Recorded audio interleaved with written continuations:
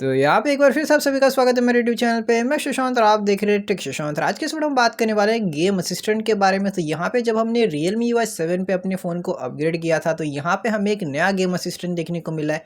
यानी कि जो पुराना Realme गेम मोड था उसे यहाँ पे चेंज किया गया और अपग्रेड कर दिया गया और यहाँ पे उसका नाम रख दिया गया है गेम असिस्टेंट। तो चलिए जानते हैं कि इसमें आपको क्या नई चीज़ें, क्या नए फीचर्स देखने को मिलते हैं। तो यहाँ पे हम सबसे पहले ओपन कर लेते हैं हमारे गेम असिस्टेंट के एप्लीकेशन को। देख सकते हैं यहाँ पे आपको एक कमाल का एनिमेशन देखने को मिल जाएगा। यहाँ पे कुछ इस तरीके का आपको होम स्क्रीन देखने को मिल जाता है जिसमें कि आपको सारे के सारे गेम्स आपके फ़ोन में जो है देखने को मिल जाएंगे। तो साइड में स्वाइप करेंगे तो आप सारे गेम्स को देख पाएंगे। अगर आप प्लस पे टैप करेंगे तो यहाँ पे देख सकते हैं हमने जो गेम्स यहाँ पे ऐड किए वो रिकमेंडेड टू ऐड वाले ऑप्शन में आपको पहले से देखने को मिलेंगे।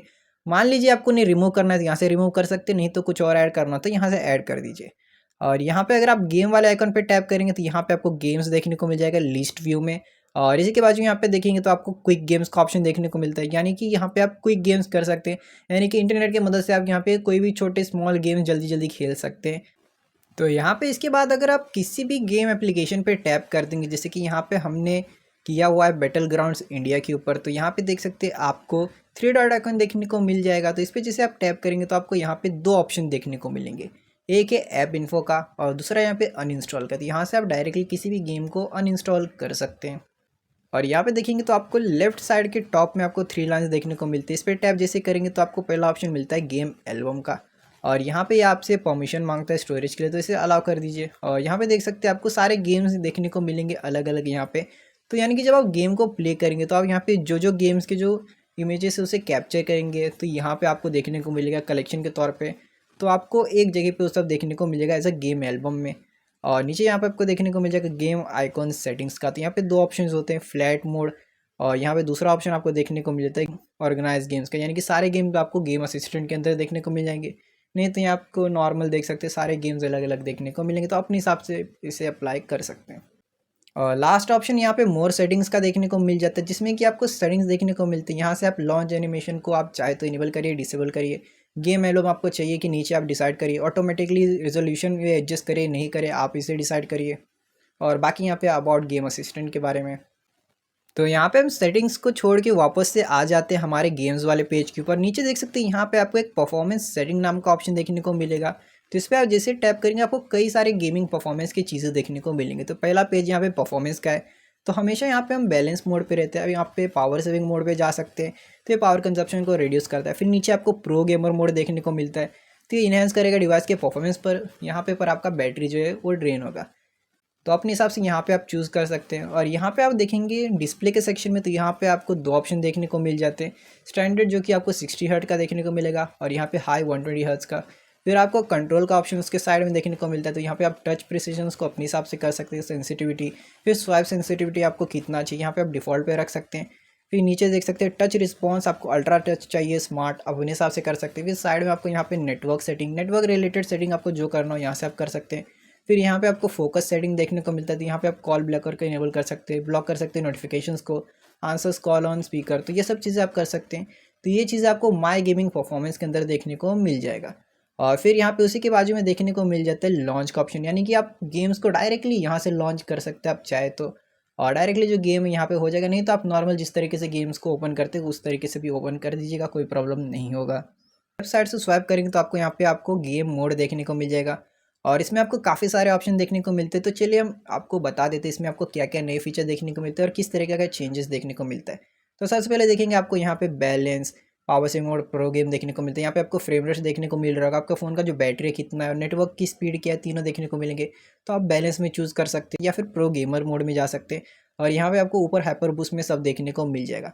नीचे आपको टच रिस्पॉन्स का ऑप्शन देखने को मिलता है, यहाँ से आप चूज़ कर सकते हैं। फिर आपको स्क्रीन रिफ्रेश रेट का ऑप्शन यहीं से देखने को मिल जाएगा। फिर यहाँ पे आप टूल्स के सेक्शन में आएंगे तो यहाँ पे आपको ब्राइटनेस देखने को मिलता है, ब्राइटनेस कितना चाहते हैं आप गेम के अंदर, इसे लॉक भी करके रख सकते हैं। नीचे आप अगर कोई सॉन्ग प्ले करेंगे तो सॉन्ग देखने को मिल जाएगा। फिर यहाँ पे आपको ऐड टू गेम असिस्टेंट का ऑप्शन मिलता है, जिसमें कि आप गेम असिस्टेंट को ऐड कर सकते हैं सारे के सारे गेम्स को एक बार में। फिर यहाँ पे आपको नेटवर्क ऑप्टिमाइजेशन, आप यहाँ पे नेटवर्क को ऑप्टिमाइज़ करना चाहिए तो कर सकते हैं। फिर यहाँ पे आपको वाईफाई रिलेटेड सेटिंग करना वो देखने को मिल जाएगा। फिर बुलेट नोटिफिकेशंस आपको देखने को मिल जाएगा। फिर सिस्टम स्टेटस, जैसे कि आपको FPS ये सब यहाँ पे देखना है, CPU GPU, तो यहाँ पे आप चेक कर सकते हैं। फिर यहाँ पे आपको क्लीनअप का ऑप्शन मिलेगा, तो यहाँ पे ये क्लीनअप कर देगा गेम को फास्ट। फिर आपको यहाँ पे कैमरा कैप्चर का ऑप्शन मिलेगा, यानी कि आप जो कैप्चर करना चाहते हैं गेम को यहाँ पे हो जाएगा। फिर आपको यहाँ पे स्क्रीनशॉट का ऑप्शन देखने को मिलेगा, आप गेम को स्क्रीनशॉट लेना चाहते हैं वो आप कर सकते हैं। फिर आपको स्क्रीन रिकॉर्डिंग का ऑप्शन देखने को मिलेगा, आप यहाँ पे कोई भी स्क्रीन रिकॉर्ड करना चाहते हैं तो आप यहाँ पे स्क्रीन रिकॉर्ड कर सकते हैं। फिर आपको यहाँ पे मिस टच प्रिवेंशन का एक ऑप्शन देखने को मिलता है, इसे आप इनेबल करेंगे तो देख सकते हैं यहाँ पे आपको काफ़ी सारी चीज़ देखने को मिलेंगे।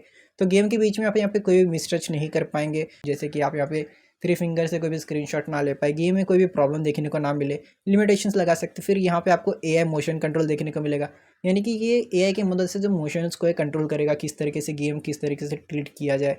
और फिर देख सकते हैं इसके बाजू में आपको डो नॉट डिस्टर्ब का ऑप्शन देखने को मिल जाएगा, तो इसे आप इनेबल कर सकते हैं ताकि आपको डिस्टर्बेंस ना हो। फिर यहाँ पे आपको गेम फोकस मोड का ऑप्शन देखने को मिलता है, इससे जो गेम है आपका फोकस मोड में ही हमेशा रहने वाला है। इसके बाद यहाँ पे आपको ऑटो प्ले मोड का ऑप्शन देखने को मिल जाता है, तो यहाँ पे आपका जो गेम है इस पे ही रुका हुआ रहेगा और ऑटो प्ले मोड चालू रहेगा और पावर कंजप्शन भी कम होता है। इसके बाद यहाँ पे आपको क्विक स्टार्टअप का ऑप्शन देखने को मिल जाता है, जो कि आपके गेम को थोड़ा स्पीड से यहाँ पे स्टार्टअप करता है। फिर यहाँ पे आपको वॉइस चेंजर का ऑप्शन देखने को मिलता है, तो इसके लिए आपको वॉइस का इनेबल देना होगा और यहाँ पे आप मेल या फीमेल उसके हिसाब से सेलेक्ट कर लीजिए। देख सकते हैं आपको कई सारे फ्री वॉइसेस देखने को मिल जाएंगे, बहुत सारे वॉइसेस आपको जो यहाँ पे वॉइस चाहिए आप उसे यहाँ पे ट्राई कर सकते और यूज़ कर सकते गेम को प्ले करते वक्त। और फिर यहाँ पे उसी के बाजू में आपको ओरिएंटेशन लॉक देखने को मिलता है, यानी कि आप गेम के ओरिएंटेशन को यहाँ पे लॉक करके रख सकते हैं। फिर आपको यहाँ पे इसके बाजू में साइलेंट लॉन्च का ऑप्शन देखने को मिलता है, जो साइलेंटली गेम को लॉन्च करेगा। फिर नीचे यहाँ पे आपको सेटिंग्स देखने को मिलता है गेम असिस्टेंट के नाम से, तो जो गेम असिस्टेंट पोजीशन है आपको लेफ्ट साइड में चाहिए, राइट साइड में चाहिए, तो आप गेम की पूरे पोजीशंस को यहाँ पे तय कर सकते हैं। फिर यहाँ पे आपको फ्लोटिंग विंडो का ऑप्शन देखने को मिलता है, तो आप यहाँ पे फ्लोटिंग विंडो गेम असिस्टेंट का चाहते नहीं चाहते, किस तरीके से आप चाहते हैं ये सब यहाँ पे आप डिसाइड कर सकते हैं। फिर यहाँ पे आपको होम स्क्रीन आइकॉन किस तरीके का चाहिए, सारे गेम्स आपको उसमें चाहिए कि नीचे, और गेम असिस्टेंट का आप आइकॉन चाहते कि नहीं यहाँ पे वो चेक कर सकते हैं। फिर यहाँ पे आपको देखने को मिलता है कस्टमाइजेशन का ऑप्शन, तो गेम टूल्स में आप क्या चीज़ रखना चाहते हैं क्या चीज़ नहीं रखना चाहते, जैसे कि आपको यहाँ पे म्यूजिक कंट्रोलर चाहिए होगा या फिर नहीं चाहिए, कोई चीज़ रिमूव करना हो ऐड करना हो, तो अपने हिसाब से आप जितना कस्टमाइज़ करना चाहिए यहाँ पे कर सकते हैं, आपको यहाँ पे कोई भी कमी देखने को नहीं मिलेगी कस्टमाइजेशन में। तो यहाँ पे जो टूल्स का सेक्शन है खत्म हो चुका है, तो यही सब चीज़ें आपको टूल्स के सेक्शन में देखने को मिलती थी। तो यहाँ पे जो गेम असिस्टेंट उस पर जैसे आप टैप करेंगे देख सकते हैं एक फ्लोटिंग विंडो आ जाता है, और यहाँ पे आप बाकी के गेम्स देख सकते हैं, डायरेक्टली आप उन गेम्स को यहाँ पे ओपन कर सकते हैं। तो यहाँ हम इसे हटा देते हैं और इसके नीचे आप देखेंगे तो यहाँ पे खाली देखने को मिलेगा, जैसे इस पर आप टैप करेंगे तो आपको यहाँ पे पेंसिल पे टैप करने के बाद आपको काफ़ी सारे यहाँ पे एप्लीकेशन देखने को मिल जाता है, आपको जो एप्लीकेशंस यहाँ पे ऐड करने हो, जैसे कि यहाँ पे आपको कैलकुलेटर ऐड करना हो, क्लॉक ऐड करना हो, फेसबुक ऐड करना हो, या फिर आपको मान लीजिए कोई गेम ही ऐड करना हो, इंस्टाग्राम ऐड करना हो, व्हाट्सएप ऐड करना हो, आप यहाँ पे जो ऐड करना चाहिए, स्पॉटिफाई ऐड करना चाहिए, आपको जो मन करे अपने हिसाब से आप यहाँ पे उन्हें ऐड कर सकते हो, और यहाँ पे आप उन्हें ऐड करने के बाद उन्हें कभी भी यूज़ कर सकते गेम को प्ले करते वक्त। तो काफ़ी यूज़फुल और देख सकते हैं साइड में आपको देखने को मिल जाएगा, आप अपने हिसाब से जब जैसे ऐड और रिमूव कर सकते हैं।